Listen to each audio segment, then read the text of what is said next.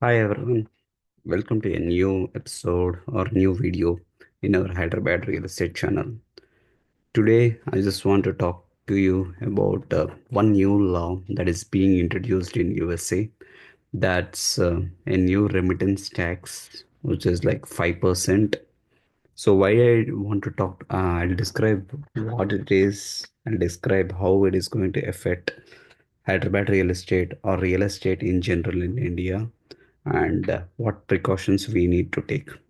Before that, some preface like you already know, right now, Hyderabad real estate is really slow, and there are definitely few reasons for it. One, IT sector has really slowed down back in. It is not as good as what we have seen in 2022 to 2022. Even today, if you see the news, right, there are some Microsoft layoffs. See, Microsoft layoffs. You can search for it. See, around 7,000 workers in Microsoft have been affected. So these are not like someone, a beginner or something. These people have mostly been in the company for like past 10 to 15 years. Now think about what happens to them. Like they might have had huge houses. Let's say in India, they might have bought houses that are worth like 4 to 5 crores, or maybe in US like 2 to 3 million. So all of them are today affected, and this is going to continue. The thing is, once AI is in, I think in the next 10 to 15 years, around 30 to 40% of the workforce is not really required. uh, there are pros and cons for Hyderabad real estate with respect to it. So the thing I observed with respect to the trend is global capacity centers are still increasing in India. Example like finance companies or healthcare companies are still coming up with GCCs. So that way it is good. But the problem here is some of the service companies, Indian service companies, are going to get really affected, like Infosys, Wipro, and others. The reason is now the companies, most of the US companies, right, they want to have some in-house capacity centers, and they are leveraging AI. So they can just pay like 20 to 30 lakhs per annum, and they can still leverage AI and get things done. The thing is, in all these other companies like Infosys and all, right? I mean, they won't really affect, I would say, the Hyderabad real estate, but they would affect the economy in general because we need these people who get like 6 lakhs, 7 lakhs in bulk to keep the economy up, if not the real estate. So that's something that's going to happen. Now coming back. So what is this remittance tax? How I came to know and what happen. I'll tell you what is this remittance tax. So as all of you know, Hyderabad real estate is dependent on NRIs. So NRIs contribute up to 40% of the sales in Hyderabad real estate, be it land or flats. And mostly West Hyderabad housing is dominated by NRIs. So, what the proposal here is, and the proposal is coming from JD Vance, the Vice President of USA. That's what I did, got to know based off my research. And even previously in 2023, he's the one who actually proposed another bill, although it hasn't gone through. But this time, the Republicans in USA have the majority in both House, in both Senate as well as the House. So I guess this should be passed. It is part of a broader bill. So yeah, now 5%. So let's say if an NRI is going to send around $10,000, right? So around $5, or I would say, sorry, $50 would he needs to pay for the government or the US government. So let's say on every $100 he needs to pay $5. So that's how it is. Now let's say someone is going to buy a house, and what will really happen is, so he has to pay 5% tax for the remittance. And let's say if it is an under construction house, 5% for GST, and 7.5% for registration and stamp duty. That's equivalent to 17.5% in taxes if he's going through white and with cash. So that's really huge, and that he's paying that just for registering a house. So let's say if I want to buy a 2 crore house, right? If an NRI wants to buy a 2 crore house, he has to pay around 17.5% on it, like 10, 20 to somewhere around 35 to 36 lakhs is what he's being taxed right now for a 2 crore house, which is like really huge. And if now people, I don't think people will be really ready to go and invest.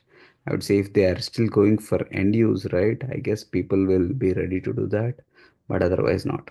I heard from a friend who was actually planning to buy a house in Neopolis last week, but I guess right now he has withdrawn these plans until he wants to just check if this bill passes or not. The reason being, he was planning to go with the 20% of his own money and 80% with the loan, and the house price was around 3 crores. So around 80% of it, so around 2.5 crores, 2.4 crores is going with the loan.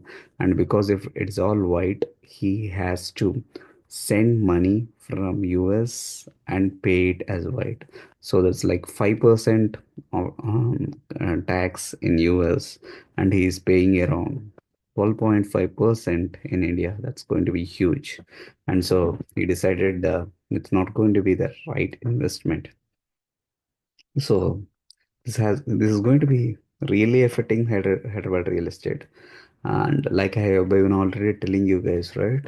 It's not really the right time to buy houses.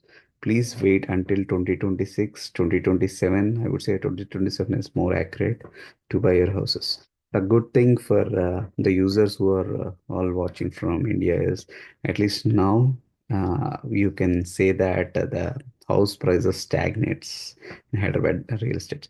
It's not only about Hyderabad real estate, overall in general, in India, the real estate has slowed down. The problem with Hyderabad real estate is it is more inflated than any other city because of the presence of huge chunk of NRIs. I would say at least 40% of the recent in the last 10 years, right? At least 40% of the people who has gone to US using various visas, right, are from Telugu states, and they have been pushing the prices up. And now I guess that's going to stagnate.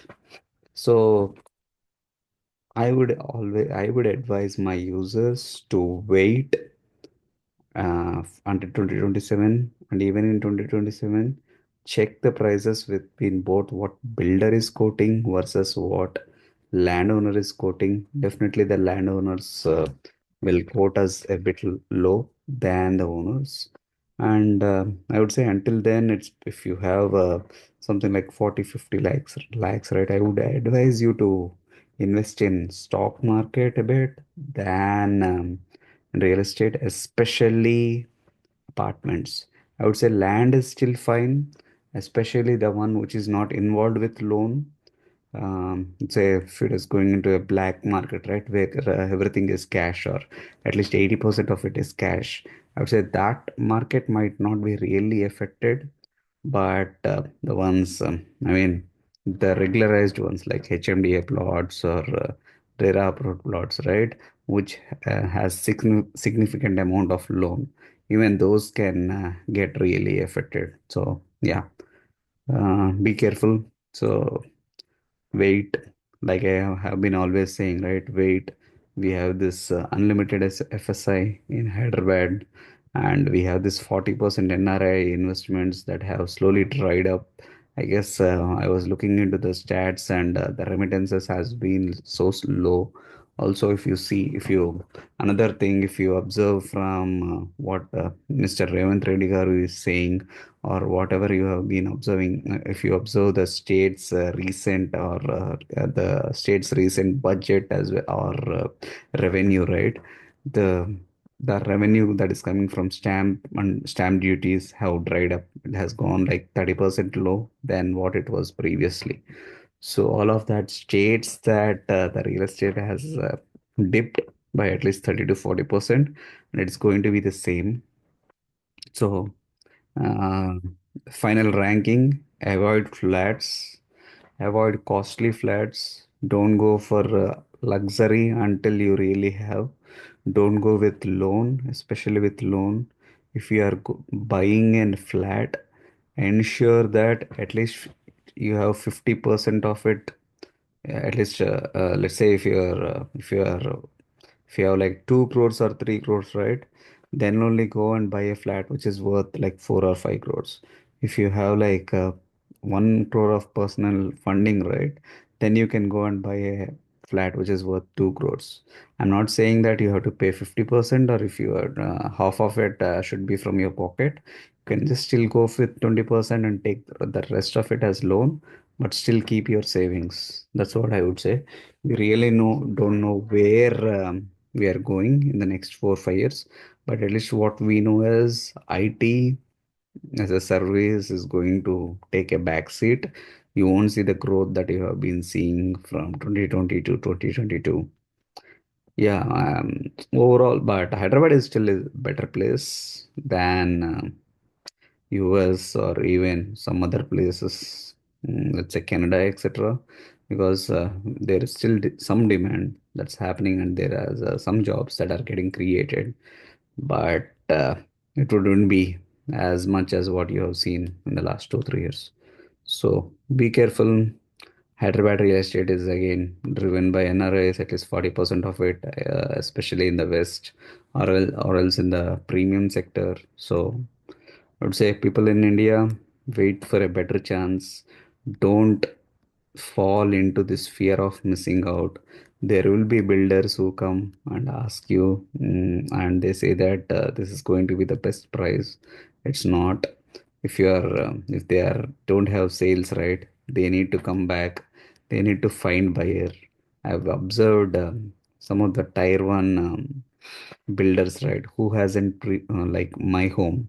You can go to their Instagram page, my home, and see that now they have sent teams to different countries, especially USA, and they have been going city after city and trying to get buyers. That is not something that has happened in between 2020 to 2023, but now that is happening. That is the state of our tier one builder, and with that you can understand how the other builders are doing. Yeah, I would say if it is possible, just go with bulk cash. And when I say bulk cash, right, I'm not asking you to go into under construction. If you see a ready to move, put bulk cash and try to get a good deal. That would be the best bet for the next 1 to 2 years. If you are actually planning to buy a house, if you are going with a loan, just wait for a year or two. Especially you can target I would say my target would be second half of 2026 and first half of 2027. That's when most of these 40 floor or 50 floor buildings get finished in Hyderabad and will be ready for waiting for some buyers. And that's where I guess there will be a lot of sellers and very few buyers, and that's where I guess you should target. Thanks, man. Thanks, everyone. Play safe. Don't rush. Enjoy your life. That's your priority. Bye.